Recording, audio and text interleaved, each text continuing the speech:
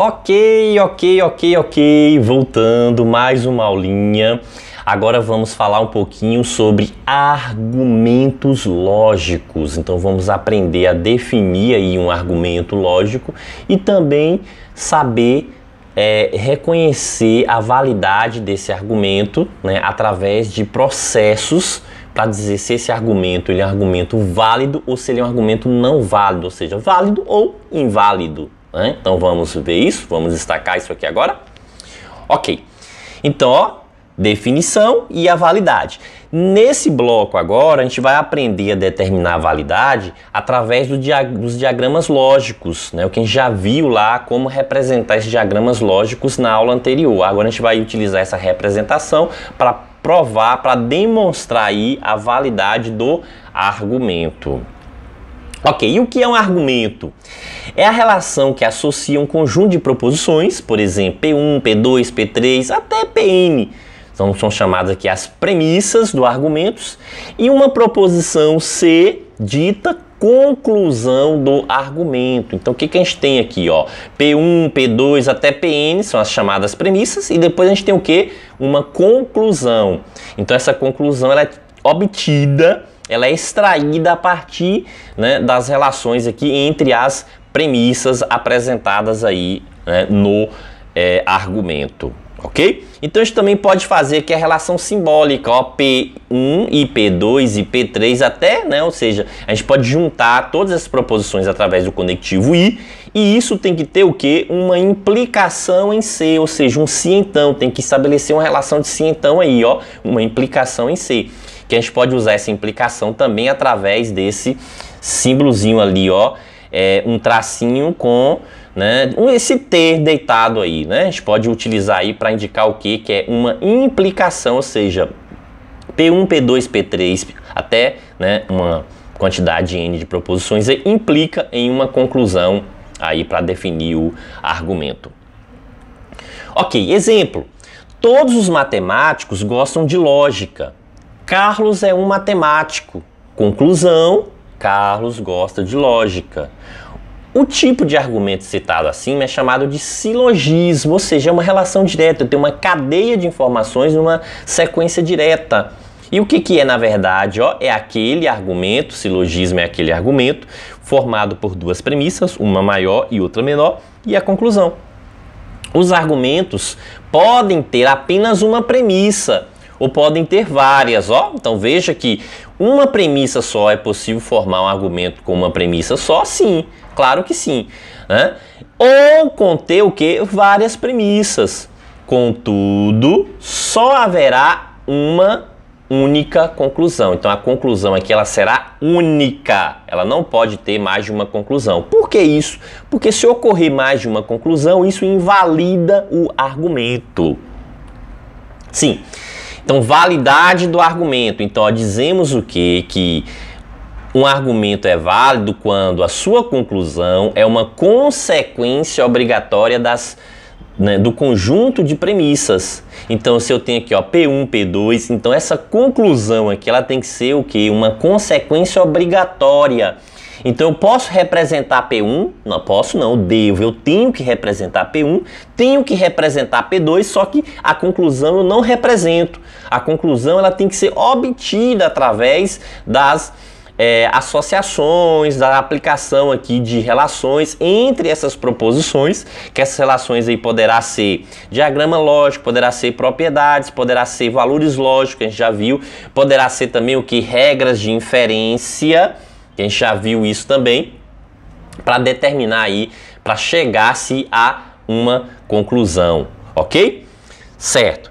Exemplo, todos os matemáticos gostam de lógica. Primeira proposição, Carlos é um matemático. Conclusão, Carlos gosta de lógica. Só que o que eu vou fazer aqui, ó? Primeiro, inicialmente aqui, eu vou pegar e descartar essa conclusão. Por quê? Porque eu não preciso dela, eu tenho que representar apenas as premissas. A conclusão ela tem que ser obtida através das premissas, é uma consequência obrigatória. Ela não é representada imediatamente, né, logo agora de início. Sim, utilizando diagramas lógicos para representar, Então tem o seguinte, que P1 e P2 é o que a gente vai representar, então isso é tido como verdade. Então, por definição, todas as premissas de um argumento são verdadeiras, ok?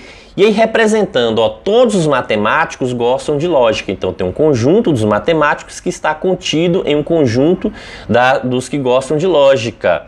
Sim, P1. Agora, representando P2, disse o quê? Que Carlos é um matemático. Então, ó, Carlos tem que estar dentro do conjunto dos matemáticos. Mas se o conjunto dos matemáticos está dentro do conjunto dos que gostam de lógica, então o que a gente tem aqui? Um silogismo, uma relação direta, ó, da menor para o maior. Então, eu posso concluir o quê? Que Carlos gosta de lógica, ó. Então, se Carlos gosta de lógica, então isso é um argumento que válido. A validade aqui, ó, ela é verdadeira, né, para esse argumento. Então, posso garantir que o argumento aqui, ele é válido, ok? Beleza? Por que isso? Porque essa validade aqui, ó, a gente chegou o que? Essa conclusão, a gente obteve ela por consequência das premissas. Então, além disso, também uma conclusão única. Isso é muito importante, né? Porque não adianta eu ter uma validade aqui, uma conclusão, a validade das premissas, mas ela não ser única. Então, aí torna o argumento também inválido. Não vai ser um argumento válido. Então, para o argumento ser válido, tem que ser uma consequência das premissas, mas terá que ser também única, né? Uma conclusão única, uma consequência única. O argumento é dito não válido quando a verdade das premissas não é suficiente para garantir a verdade da conclusão. Exemplo: todas as crianças gostam de chocolate.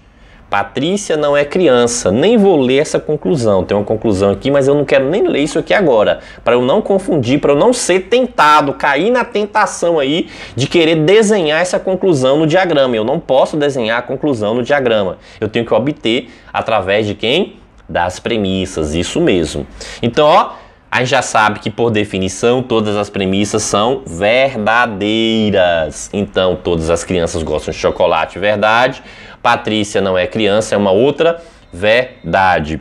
Ok? E o que a gente vai fazer aqui? Representar isso através de diagramas lógicos, né? Por quê? Porque, ó, por definição, verdade. Então, utilizando diagramas lógicos aqui, o que a gente passa a ter? Ó, todas as crianças gostam de chocolates. Então, quer dizer que eu tenho duas relações. Eu estou falando de criança e estou falando de quem gosta de chocolate. Primeira relação é a menor, crianças. Relação maior, quem gosta de chocolate. Então, crianças está dentro de chocolate. Logo, o que eu tenho aqui? Uma relação do se, então. Se é criança, então gosta de chocolate.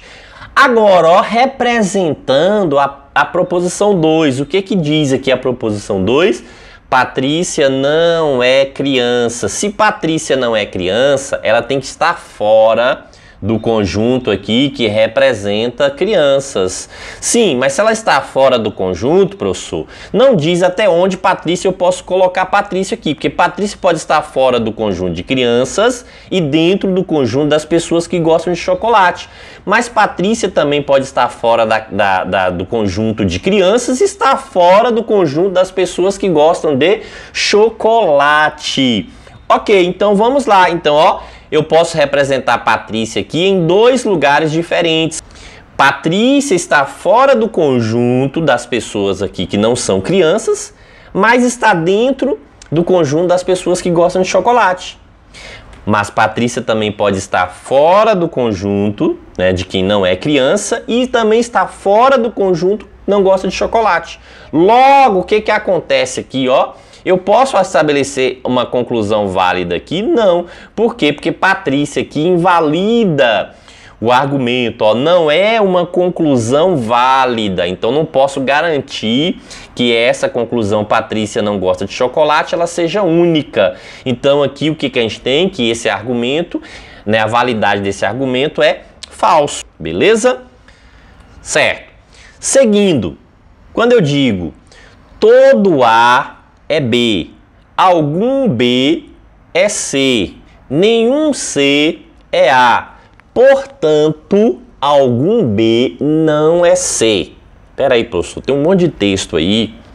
O que é premissa? O que é conclusão aí? Essa palavrinha, portanto, então, logo, consequentemente. Então, isso é indicativo de conclusão. Então, o que a gente tem aqui? As premissas. Então, essas três primeiras aqui são as premissas. E algum B, né, é não C, a conclusão. Então, algum B é não C, então a conclusão.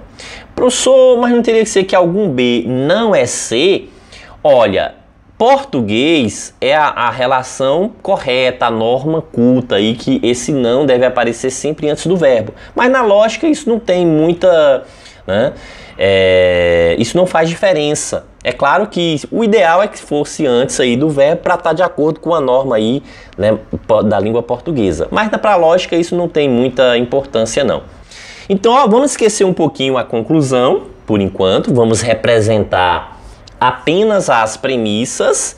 Então, quando eu digo que todo A é B, então eu posso representar aqui, ó, que todo A é B, certo? Beleza? Aí, quando eu digo que algum B é C, e também digo que nenhum A é C. Peraí, se algum B é C e nenhum A é C, então o que eu consigo aqui estabelecer? Que não há algo comum entre A e C. Porque, ó, entre B e C há uma parte comum, algum B é C.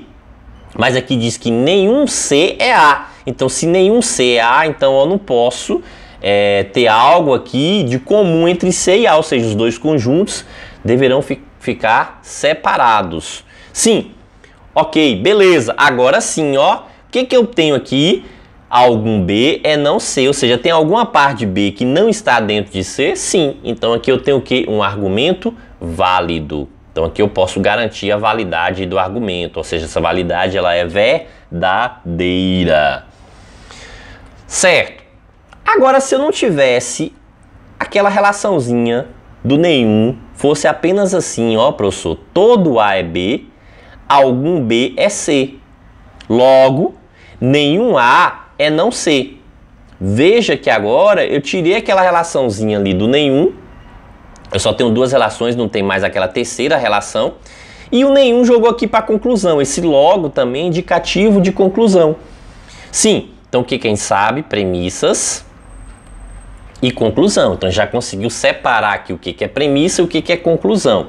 Sim, mas o que eu posso fazer agora? A representação. Então, para eu fazer a representação, deixa eu esquecer um pouquinho essa conclusão aqui, né? Porque senão eu vou ser tentado a representar o que está na conclusão, e não é isso que eu quero. Todo A é B, então eu posso representar aqui todo A é B, A dentro de B, isso eu já sei. E algum B é C. Peraí, professor, quando eu digo que algum B é C, eu estou dizendo que há uma parte de B que está dentro de C. Mas esse C não fez nenhuma referência com relação a A. Então esse C ele pode estar totalmente fora de A. Mas eu poderia ter, ó, todo A é B e algum B é C, com esse C pegando um pedacinho de A. Então veja que eu tenho representações diferentes. Por quê? Porque a questão não me forneceu essa informação, não me deu essa informação. Então, com relação a C e a A, eu tenho que ficar imaginando as diversas possibilidades que isso pode ocorrer. Logo, ó, eu também poderia ter o quê? Que algum B é C, só que esse C pegando todo o conjunto A. Então, são três possibilidades aqui. Eu posso ter, ó, que algum B é C, uma parte de B está dentro de C e esse C não tem nada a ver com A. Algum B é C, ou seja, uma parte de B está dentro de C, mas esse C também, algum C também vai ser A. Então, ó, posso ter essa relação, um pedacinho de C pegando A. E posso representar esse algum B é C, ou seja, algo comum entre B e C, mas esse C pegando todo o conjunto A. Professor, e agora o que eu faço? Veja que a gente tem uma conclusão aqui, ó, que nenhum A é C. O que eu vou ter que pegar aqui? Que A tem que estar totalmente fora do conjunto C, para isso ser verdadeiro. Sim, professor, mas A está fora do conjunto C na primeira situação. Então eu tenho uma verdade aqui na primeira situação. Mas na segunda situação, o A não está fora do conjunto C. Então, na segunda situação, tem o que? Falso. Então, isso já invalidou o argumento. Por quê? Porque para o argumento ser válido, lembra que eu falei anteriormente lá da negação, que quando a gente estava trabalhando a relação de totalidade, né, a totalidade que representa o 100%, aqui na validade também. Então essa validade, ela tem que representar o 100%. Caso uma situação seja falsa, morreu, acabou. O argumento, ele é inválido. Ou seja, é justamente nisso que os juízes, né, avaliam a situação. Ou seja, para o juiz dar um veredito final, uma conclusão, lá no julgamento, ele tem que provar o quê? Que todas aquelas relações, todas as circunstâncias, todas as premissas envolvidas naquele julgamento, né, elas sejam verdadeiras, ou seja, ele trabalha em cima do 100%. O advogado já é o contrário, ou seja, o advogado procura o quê? Uma brechinha, apenas uma situação que seja falsa.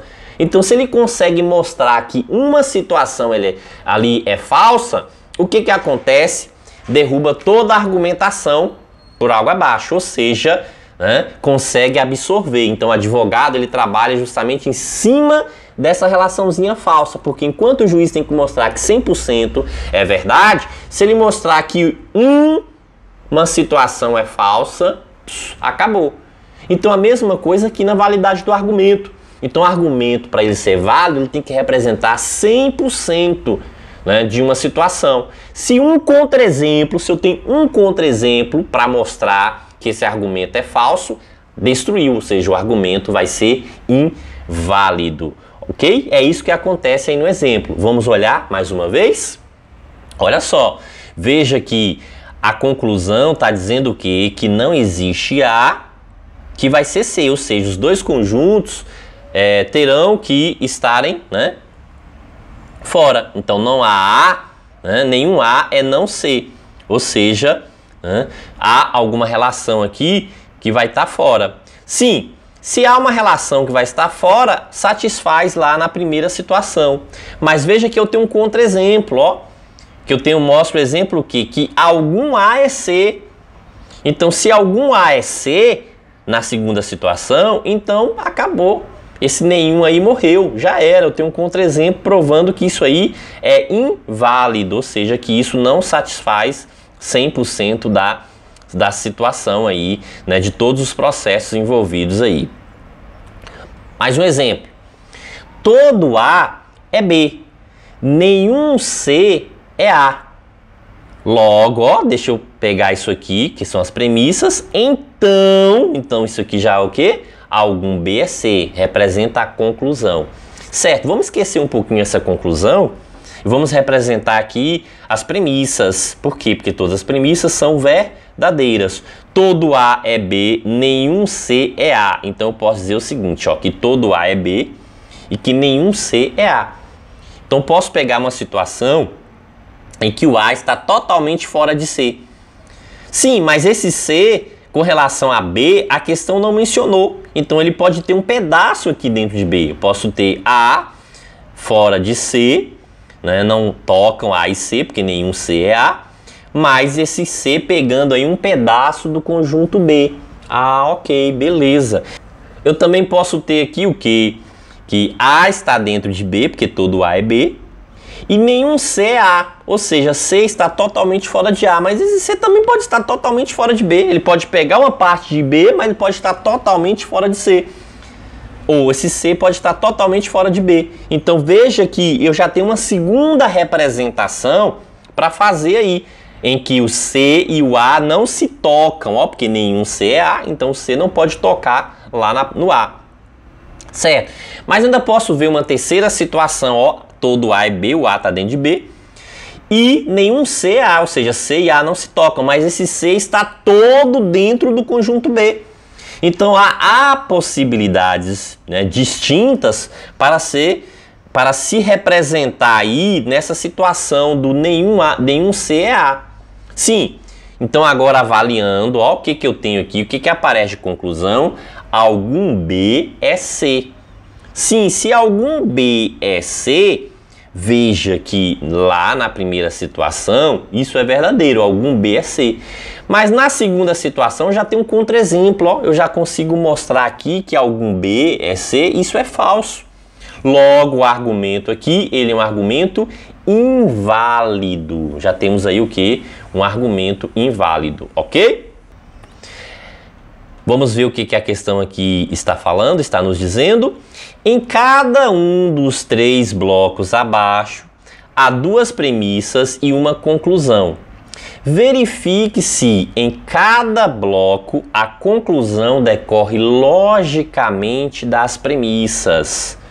Bloco 1, temos também o que? Bloco 2 e temos também o que? Bloco 3. Ó, então são 3 blocos, então a gente vai ter que avaliar bloco a bloco para chegar na seguinte relação. Assinale.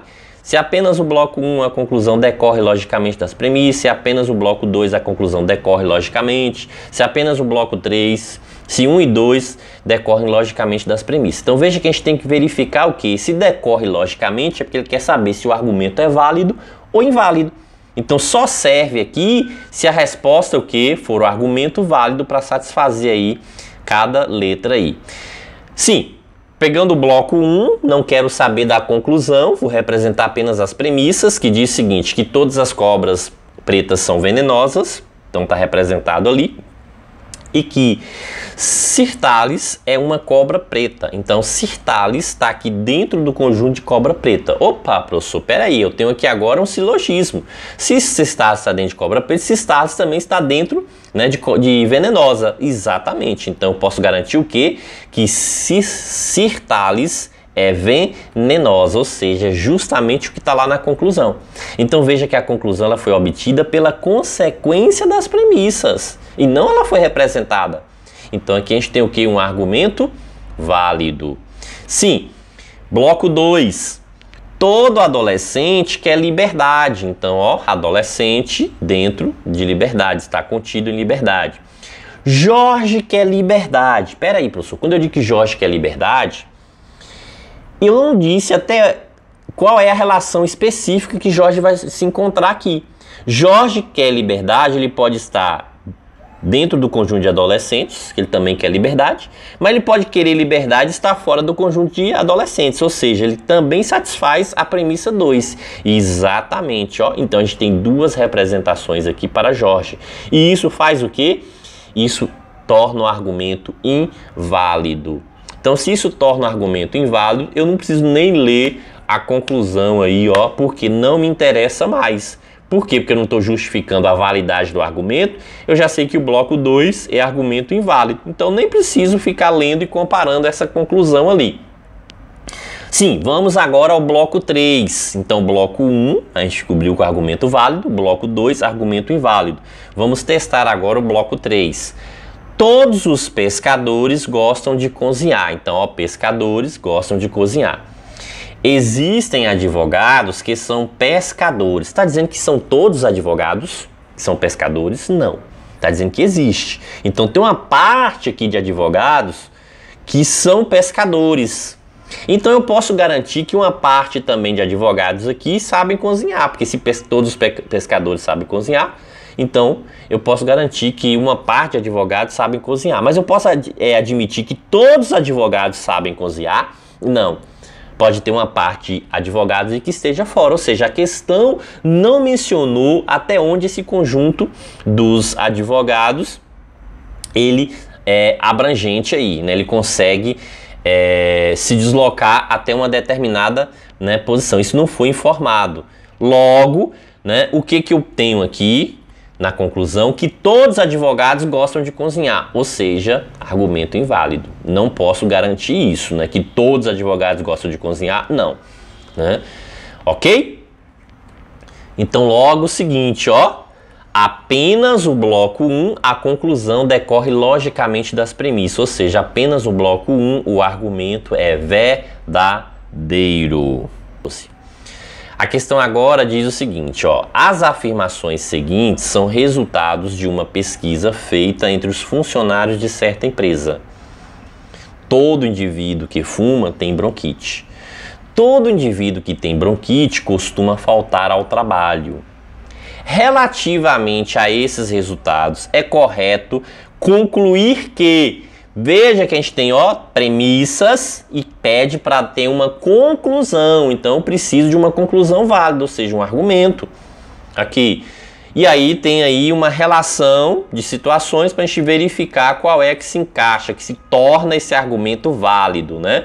Beleza, então dica aqui, olha só.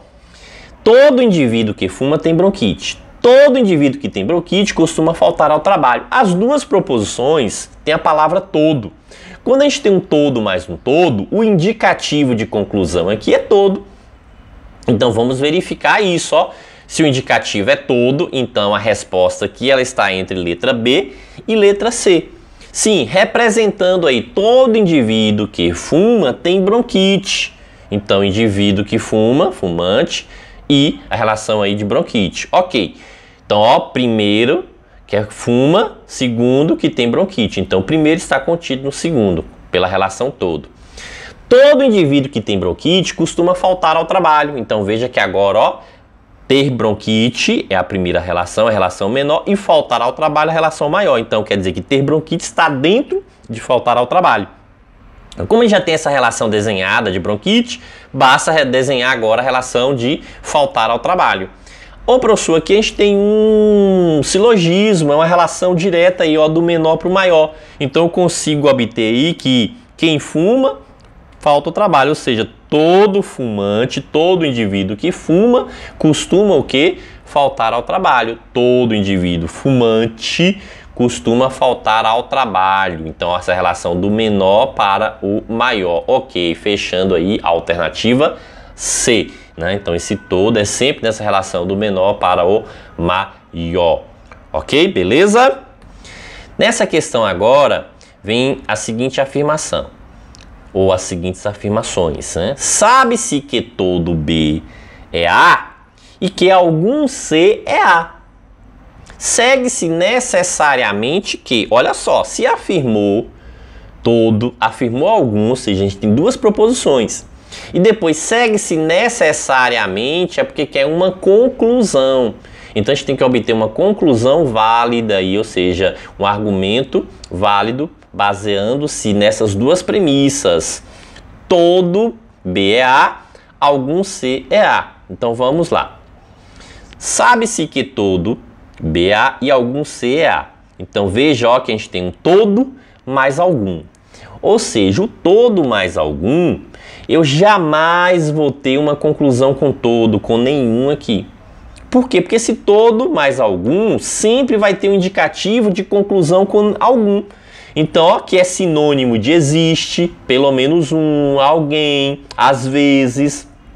Então quer dizer que todo está fora, todo também vai estar fora e nenhum também vai estar fora. Então as candidatas letra B, que tem algum, e letra D, que tem pelo menos um. Sim, representando isso, todo B é A. Então o conjunto B está contido no conjunto A. Certo? Algum C é A. Olha, quando eu digo que algum C é A, eu não sei até onde esse C vai com relação a B. Então ele pode estar fora de B, ele pode pegar uma parte de B, ou ele pode pegar todo o conjunto B. Veja que eu coloquei uma linha tracejada para não ficar representando várias situações. É que essa linha tracejada ela pode estar antes do conjunto, ou ela pode ir até depois do conjunto, ou ela pode estar no meio do conjunto. Então ela está tracejada justamente por isso. Então eu posso ter uma situação assim, ó, em que B e C estão separados. Por quê? Porque a relação aqui é que algum C é A, é a relação de C com A. Eu posso também ter uma relação assim que, além de C ter uma parte em A, ele também pega uma parte de B. E posso ter uma relação assim que ele pega todo o conjunto B. Então veja, o que a gente está conseguindo observar aqui? Que no geral a gente consegue sempre estabelecer esses três tipos de representação.